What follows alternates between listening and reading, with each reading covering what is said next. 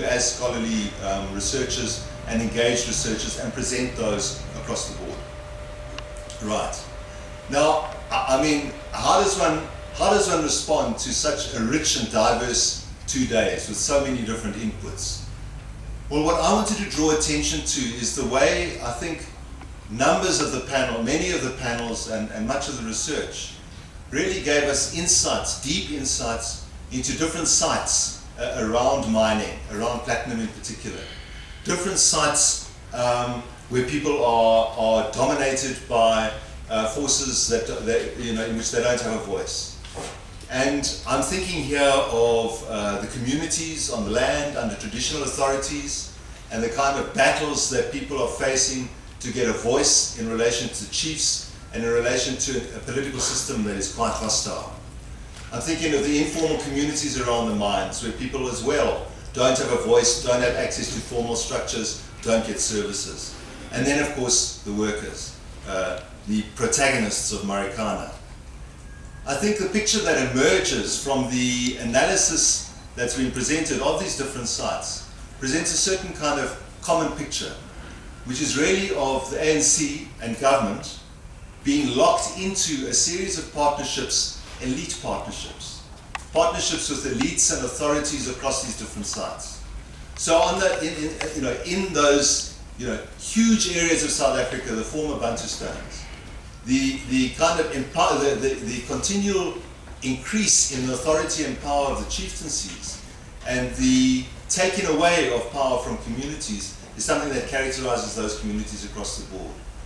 In the case of platinum and the areas that we've been looking at, we find another elite, which of course is corporate capital, doing the same thing, engaged with those tribal authorities to actually provide some sort of social license for their operations. And this is a collusion, this is a partnership which excludes the people in those areas. Likewise, the communities, we find very little services coming from local authorities, but we find in ANC-controlled local authorities, we find in many respects, as people have said, the state absent, not providing services, but providing services for mining capital and for other kinds of developments like that. And then of course in the industry we had many presentations, particularly yesterday, which drew attention to the kinds of collusion between political elites and corporate elites around black economic empowerment, around the transfer of profits, and so on and so forth, the kinds of the ways in which mining capital operates. And then when we look at the workplace in particular, that's kind of elite collaboration, if you like, between political authorities, the state and capital, is supplemented in the case of the platinum sector by a collusion between between officials of the NUM and particularly mining capital. And it's a collusion which is very easy to emerge. It's a collusion which is built around, it might be better to put it this way, it's a kind of institutionalization of the union, and a way in which union officials and shop steward representatives become incorporated into management processes, and in so doing, lose touch with the shop floor. Now these dynamics are not new, as Eddie pointed out. I mean, if we go back to the research that I did in the 1980s, exactly the same tension. Shop stewards would negotiate, they'd come back, workers would say, these shop stewards have sold out. They've compromised. We demanded 30% and we went on strike, and now they say the strike is illegal, you must go back to work. Get rid of the shop stewards, elect another committee, a strike committee. This tension is pretty much what has characterized unionism during the 1980s. But what's happened in post-apartheid South Africa is that the unions have moved closer to both corporate power as well as to political power through the tripartite alliance, and in that way have become more distanced from workers than before. So there's a kind of commonality across these different sites of the voicelessness and the disempowerment of people. Also across these sites, struggles, trying to organize whether to use the courts, whether to use customary law, or whether to form strike committees and other kinds of organizations. And violence. Now, there's a lot to be said about violence, and a lot has been said about violence, but it seems to me quite clear that in the struggle against institutional powers, which disempower and rob people of voice, violence becomes one way that people regain their voice and make their voices heard. At the same time, in communities or other spaces where the state is failing to deliver law and order, let me put it that way, the daily order that is necessary for human life, people will regulate their own communities, and that means deploying force and violence at times as well. 10 minutes left, great. Marikana. So Marikana emerges out of that. This is a strike by, in the first instance, rock drillers, but other layers of workers, right through the Impala strike into Lonmin and into Amplatz. At least I don't know that much about Amplatz, but as far as I can hear, these problems of voicelessness, of problems that have not been addressed over a long, long period, people organize themselves, they go on strike. Yeah, so what I mean, Marikana itself, the massacre. I mean, Marikana is an extraordinary event in our new democracy. 20 years after democracy, we have like a replica of the kind of apartheid massacres that we became so accustomed to, well, right through the history of colonialism in South Africa, but particularly in the period of heightened resistance in the 1980s. So this is a traumatic event. But what I find more traumatic, actually, is the response of the ANC and government, and the response of the Tripartite Alliance. The virtual silence, the attempt to cast it as a tragedy, the setting up of the commission in which the police behave in exactly the same way as they did under apartheid. That is to say, I mean, if you look at Pierre, an elaborate display of silence. She says nothing. It's an elaborate display of monumental stupidity. She says, I can't even say who killed the workers. I mean, this is completely bizarre. And this is the kind of bizarreness that we became accustomed to under apartheid.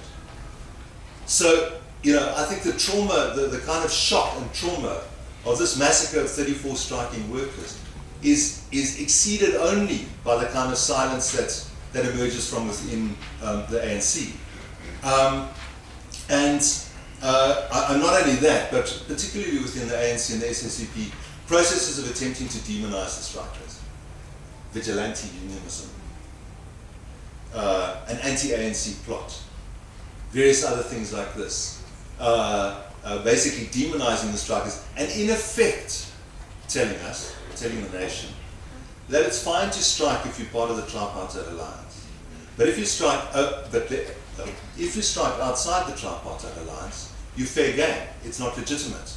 The police can shoot you. That is effectively the subtext of what we've gone through in this period.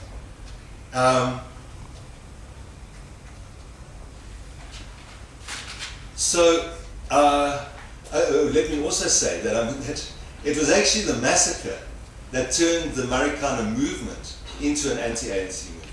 Disturbing, actually, as the response of the ANC, for me, was the response or the non-response of COSATU. COSATU found itself unable to respond, and I think that's quite telling. What I suppose what the set of events demonstrated was that COSATU, notwithstanding its many fights to improve its conditions or to change ANC policies, notwithstanding that COSATU is part of the established order through the Tripartite Alliance, and that's been wrong-footed by this rupture, by this break, and was simply unable to respond. So some of the kind of, and I know that within COSATU there has, since that period, begun a deeper process of reflection, both within the NUM as well as in COSATU more broadly, about what this might mean. But some of the responses that have emerged, like explaining this as either an anti-ANC plot, or on the one hand, or as a management plot against the NUM, just seemed to me to demonstrate how out of touch the union was at that point with what was going on. So that's harsh words, but I think that this is the reality of what happened, and it poses a series of questions for us. How much? What time is that? 3 minutes.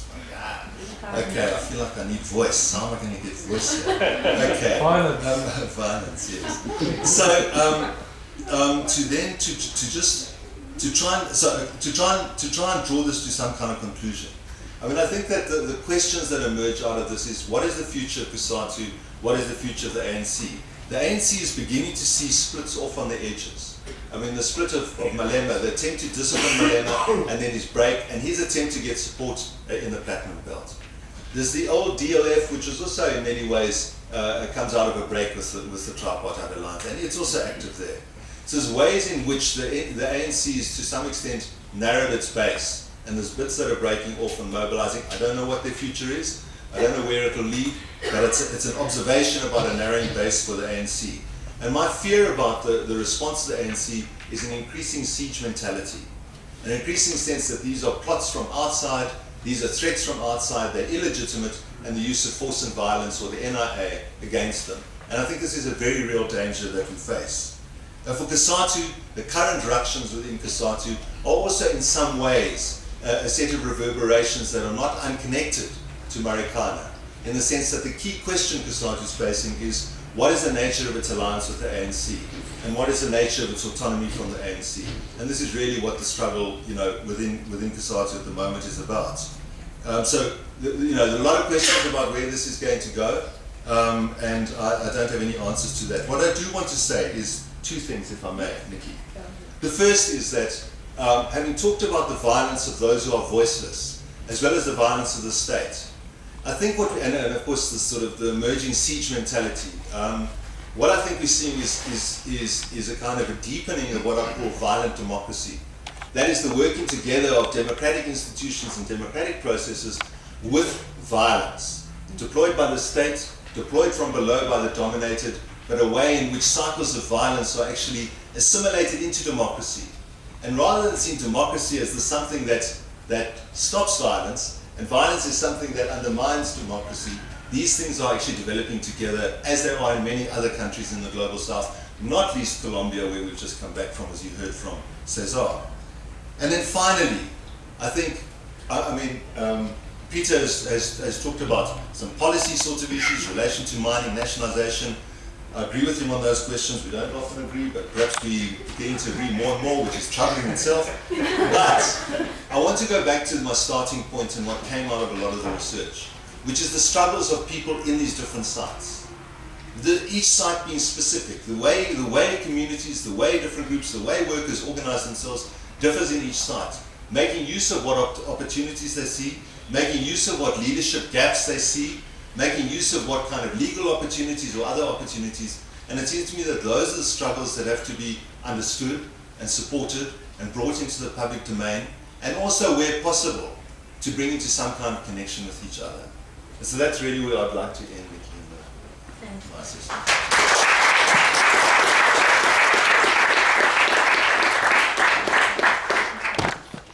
Thanks, Paul. I particularly liked what you spoke about. I think you spoke about what does this mean for the future of COSATU and the future of unions, but I think it's also time for us to reflect around democratic institutions and our faith we put in legal processes and the faith we put in the Commission of Inquiry process. I remember a huge debate. Do we participate in this Commission of Inquiry and legitimate it when we saw the terms of reference, or do we not participate and legitimize this process? And if we look at where the Commission of Inquiry is now, and our faith in the Constitution and the Commission and democratic institutions, I think there's space for human rights lawyers and social justice activists to think about that strategy and how we need to reposition ourselves around this blind faith that we have. And I say that as a human rights lawyer. I'm now going to hand over to May, who we've heard from earlier, who's also going to speak to us a bit about state responses and the implications for Marikana. Thank you very much, Nikki. I want to echo Peter's words firstly to congratulating SWOP on this conference, and also I think to thank you for the nuances and the insights that certainly for me have been very valuable that's come through from the discussion. Now I'd like to change gear a bit and come back to the question of mining and development, because fundamental to Peter's questions around nationalization is a postulation that nationalizing mines will bring about, makes possible certain forms of development, a different type of development that we're seeing now. If I go back to last night's film, which was very unsettling for me, it brought home to me that in that film we saw the proximate causes of the tragedy being brought very closely into view. But if we step back a bit, I think there is an emerging sense in this forum that Marikana represents a confluence of a very large number of factors, and those factors both are represented by the legacy of the past, by deepening inequality and marginalization in our society, and by the myopia of the mining industry, as well as the unintended consequences of state policy around mining. And that's really what I want to draw some attention to. I think it's good to just go, for the purposes of this discussion, just to go back and reflect on the questions about mining and mining's contribution to development. And for me, the question that we need to ask ourselves, whether we postulate nationalization or whether we build on the approach that is lined out in the Sims document, are these. Does mining represent a real opportunity for development right now? And can we identify what that development model actually looks like? Also, if one looks at the challenges facing us in the environmental sustainable development space, does this model recognize the externalities associated with mining? And does it address our context? And that's the issues I think that Peter spoke to, which is the very, very high levels of unemployment in the country and the very, very high levels of marginalization. Can we address this through this model? The last question, which is very close to my heart as I find myself more and more working in the sustainable development space, is does mining have a place in sustainable development? And if I define sustainable development for you, for me that is about living well in a just society that functions within environmental limits and values the natural environment that we all ultimately depend on. Now, we've already seen in the policies around mining that government is already committed to seeing mining as a springboard for development. And I think Paul and others described well yesterday what the elements of that strategy is. And its intention is to maximize the developmental impact of mining.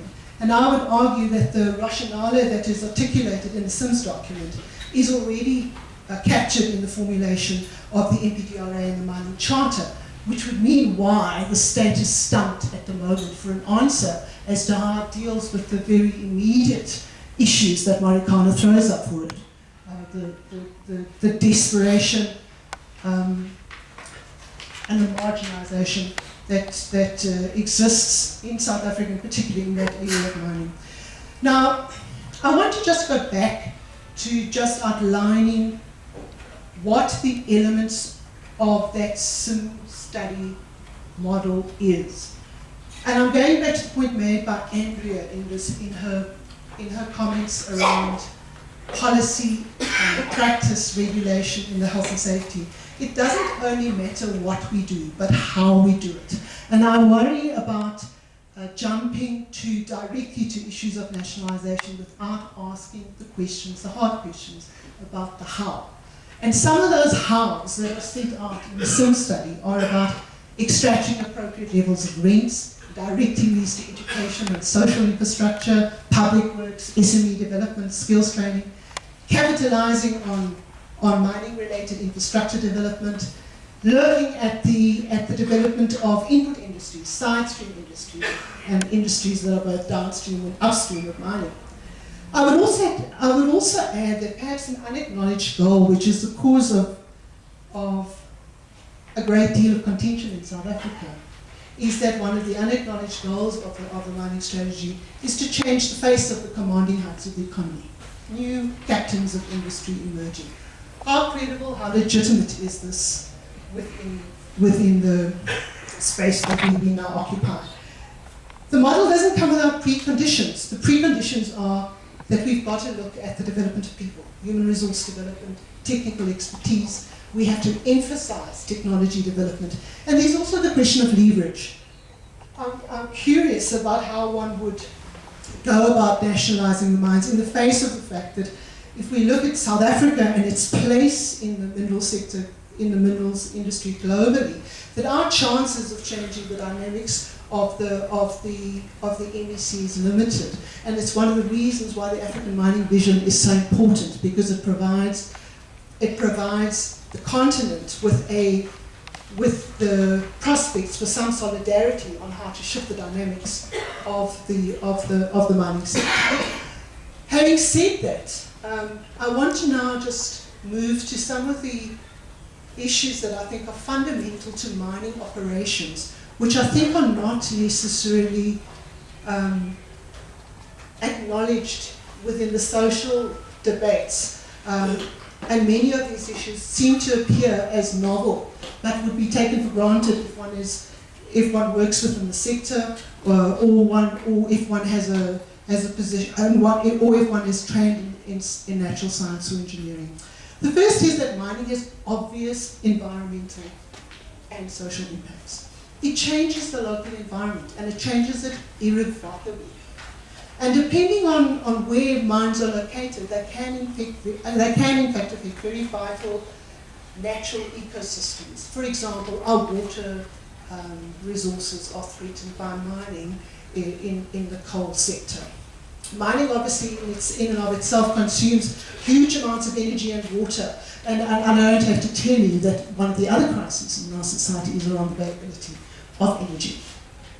The other factor, which I think is something that I'm curious to see hasn't emerged in the discussions today, is the fact that mining triggers large-scale social changes. If we look at the history, we see a lot of discussion around gold rushes, silver rushes, all the rushes that form around minerals development. And they obviously take place in settings that are similar to ours.